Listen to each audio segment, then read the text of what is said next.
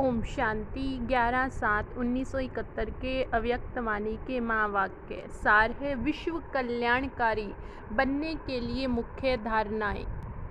निश्चय बुद्धि हो। कल्याण की भावना रखने से दृष्टि और वृत्ति दोनों ही बदल जाते हैं। कैसा भी कोई क्रोधी आदमी सामना करने वाला व कोई इंसल्ट करने वाला, गाली देने वाला हो, लेकिन जब कल्याण की भावना हर आत्मा प्रति रहती है तो रोग बदल कर रहम हो जाएगा।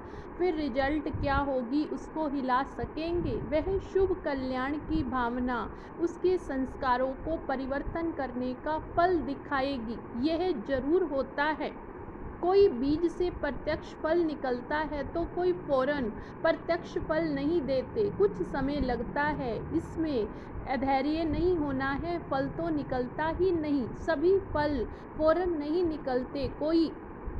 कोई बीज फल तब देता है जब नेचुरल वर्षा होती है, पानी देने से नहीं निकलता। यह भी ड्रामा में नूंद है। अब अविनाशी बीज जो डाल रहे हो, कोई तो प्रत्यक्ष फल दिखाई देंगे, कोई फिर नेचुरल क्लैमिटीज होगी। जब ड्रामा का सीन बदलने वाला होगा तो वह नेचुरल वायुमंडल वातावरण उस बीज का फल निकालेगा। विनाश तो होगा, यह गारंटी है। जब बीज ही अविनाशी है तो फल ना निकले, यह तो हो नहीं सकता। लेकिन कोई नज़दीक आते हैं, कोई पीछे आने वाले हैं, तो अभी आएंगे कैसे? वह फल भी पीछे देंगे। इसलिए कभी भी सर्विस करते यह नहीं देखना, यह नहीं सोचना जो किया है वह कोई व्यर्थ गया।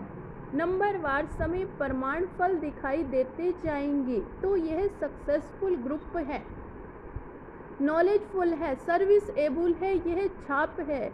अपने इस ट्रेडमार्क को सदैव देखते रहना है। त्रिमूर्ति छाप लगी है ना, और यही स्मृति में रख कर हर सर्विस के कदम को पद्मों की कमाई में परिवर्तन कर चलना है।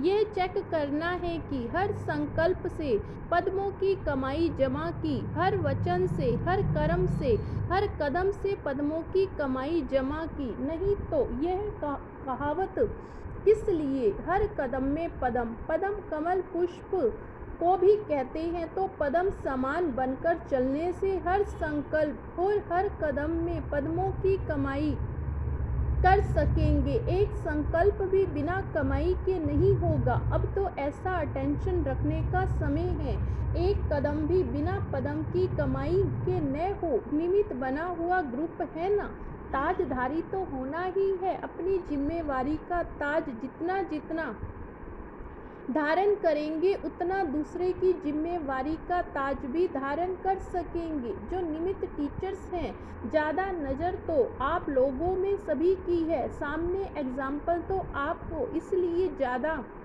जिम्मेवारी आप लोगों के ऊपर है। आप लोग एक दर्पण के रूप में उन्हों के आगे हो। आपके नॉलेज की स्थिति के दर्पण से अपने स्वरूप का साक्षात्कार कराने वाले दर्पण आप हो।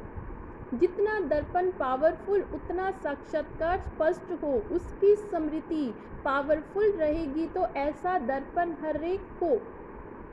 हर एक हो जो सामने कोई आवे तो अपना साक्षात्कार ऐसे स्पष्ट करे जो वह स्मृति उसको कभी न भूले। जैसे अपनी देह का साक्षात्कार होने बाद भूलते हो। जब देह अविनाशी स्मृति में रहती तो यह भी ऐसा साक्षात्कार कराओ जो वह स्मृति कभी भूले नहीं। पावरफुल दर्पण बनने के लिए मुख्य धारणा कौन सी है? जितना जितना स्वयं अर्पण में होगा उतना ही दर्पण पावर